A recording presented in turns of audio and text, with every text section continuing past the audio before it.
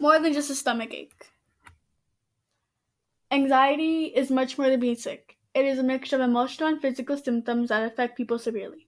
Hopefully, this video that I'm about to show you and this whole presentation can help you understand anxiety a little better.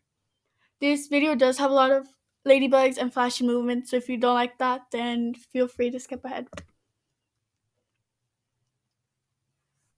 Think of the most peaceful, unassuming image that you can.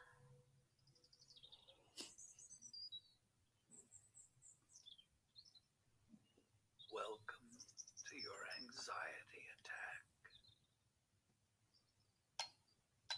A seed that grows, possesses the soul, intertwining with the endless.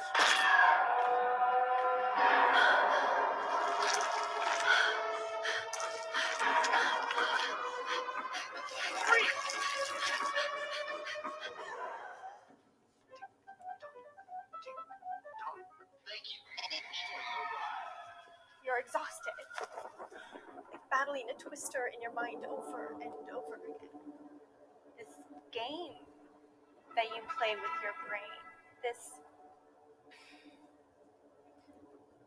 urge. Now that you hopefully at least have some idea what someone with anxiety goes through, let's start. Anxiety is more than a stomach ache.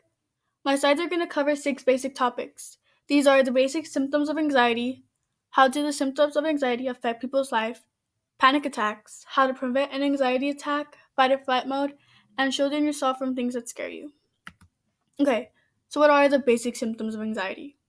To start off, there are different layers to anxiety. There is social anxiety, generalized anxiety, and phobias, to name a few.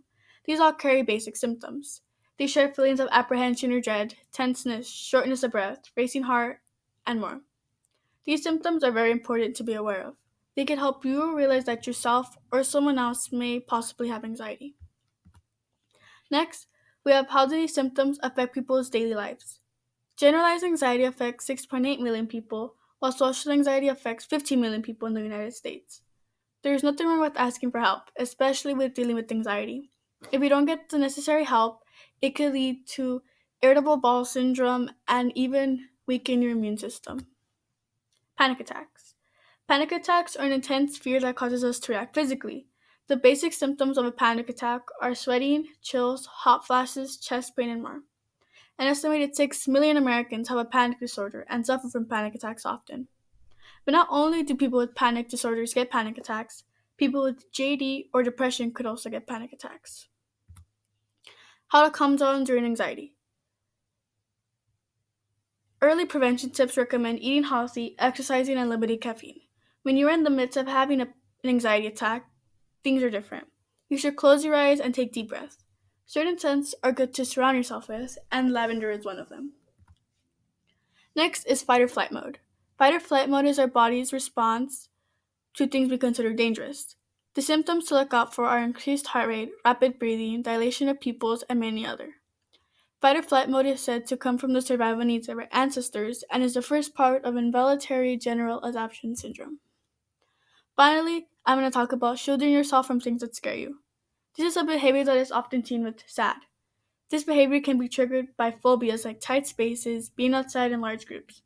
As much as you think shielding yourself from your fears will prevent them from coming true, that is wrong. For example, many times being scared of having a panic attack can actually cause one.